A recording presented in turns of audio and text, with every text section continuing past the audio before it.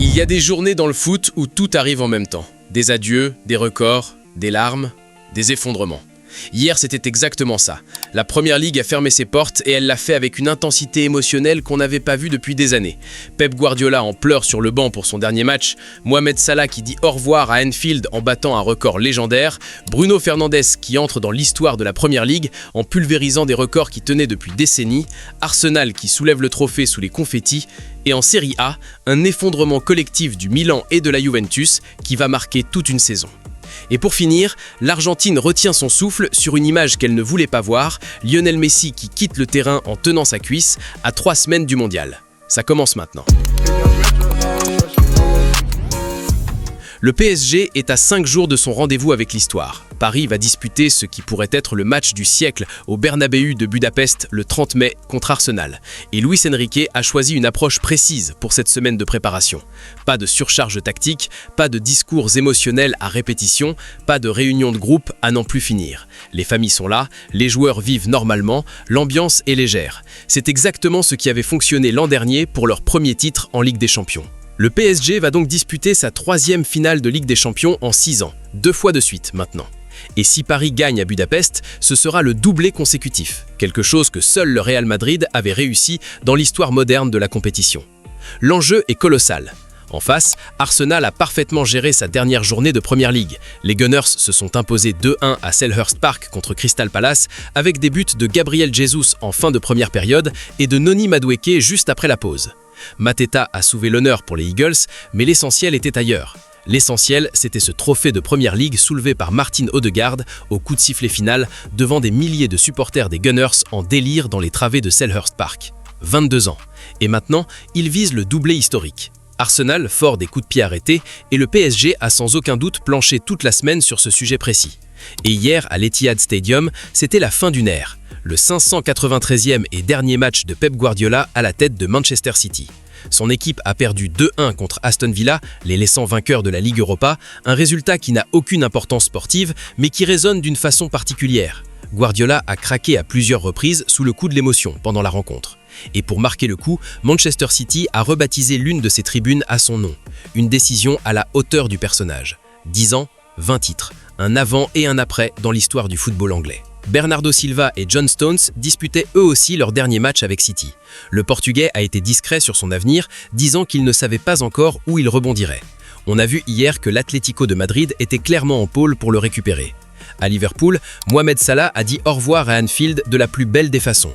Sur un match nul 1-1 contre Brentford, l'Égyptien a délivré une passe décisive pour Curtis Jones d'un extérieur du pied millimétré qui a mis toute l'enceinte d'Anfield debout.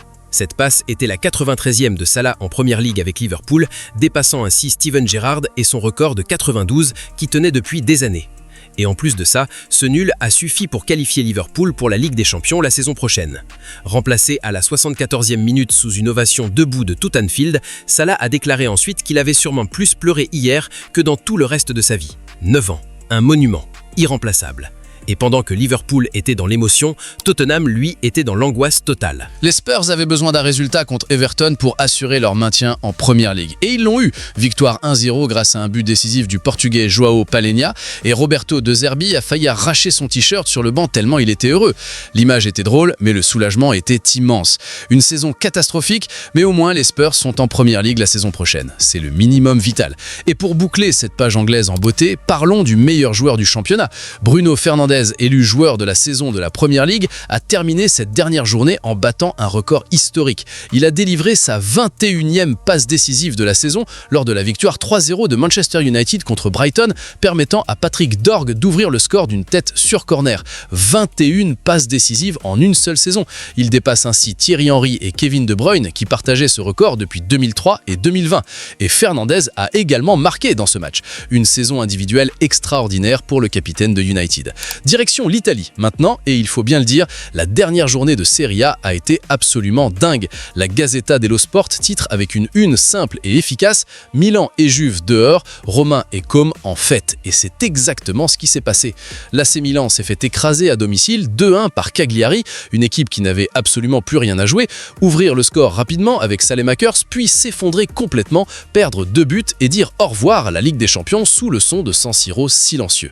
Avec seulement une victoire sur les 5 derniers matchs, le Milan s'est complètement écroulé et jouera la Ligue Europa la saison prochaine. L'avenir de Massimiliano Allegri est clairement remis en question. Ses stars aussi, Luka Modric, Adrien Rabiot, Christian Pulisic, Raphaël Leao, personne n'est assuré de rester. La Juventus n'est pas mieux lotie. Le derby du Piémont contre le Torino a débuté 1 heure en retard à cause d'affrontements entre supporters aux abords du stade. Et la vieille dame a partagé les points 2-2, un résultat synonyme d'élimination de la Ligue des Champions. Vlahovic a pourtant marqué 2 fois, mais ça n'a pas suffi. Juve et Milan en Ligue Europa l'an prochain. Pendant ce temps, Roma a gagné 2-0 à Vérone et Comme a écrasé la Cremonese 4-1 avec un doublé de l'excellent Lucas d'Acunha. Comme en Ligue des Champions, 2 ans après la Série B.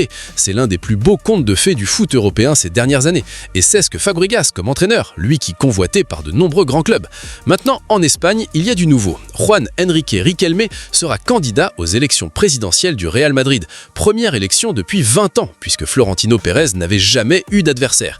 La candidature a été validée avec une garantie bancaire de 180 millions d'euros.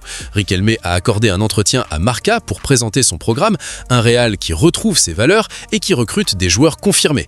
Chez les candidats, on est donc dans les starting blocks et Florentino Pérez sait que s'il est réélu, José Mourinho sera son entraîneur. À l'Atlético de Madrid, dernière journée dramatique avec une défaite 5-1 à Villarreal pour le dernier match d'Antoine Griezmann sous les couleurs colchoneras. Le Français termine une aventure inoubliable avec une raclée. Il ne méritait pas ça. Et sur le dossier Julián Álvarez, El Chiringuito affirme que l'Argentin veut attendre le FC Barcelone, malgré l'intérêt pressant du PSG. L'Atlético accepterait de négocier et ne retiendrait pas le joueur contre son gré si une offre sérieuse arrive.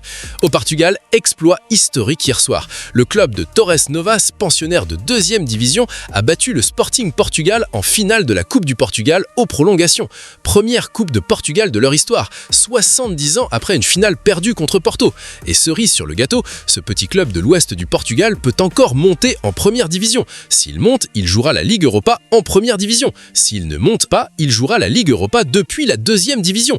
Un scénario complètement dingue qui prive Benfica et Braga d'une qualification directe pour l'Europe. Et on termine avec la nouvelle qui a mis toute l'Argentine dans un état de panique totale. Lionel Messi est sorti sur blessure à la 73e minute du dernier match de l'Inter Miami avant la Coupe du Monde.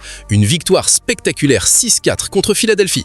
L'octuple Ballon d'Or a demandé lui-même de sortir après avoir ressenti une gêne à la cuisse gauche. Lui qui avait été brillant en première période avec 2 passes décisives a préféré ne pas forcer et préserver son muscle à 3 semaines d'un mondial que toute l'Argentine veut gagner. Son entraîneur a dit que c'était probablement une mesure de précaution liée à l'état détrempé du terrain. Des examens médicaux sont prévus ce lundi. Si Messi n'est pas au mondial en pleine forme, c'est tout le football mondial qui tremble. Voilà les amis, la journée la plus chargée émotionnellement de la saison. Abonne-toi si c'est pas encore fait, active la cloche, laisse un pouce et on se retrouve très vite pour la suite. Si tu veux l'essentiel de l'actu foot, sans blabla, abonne-toi à Club de Foot et like la vidéo. On se retrouve très vite pour la suite.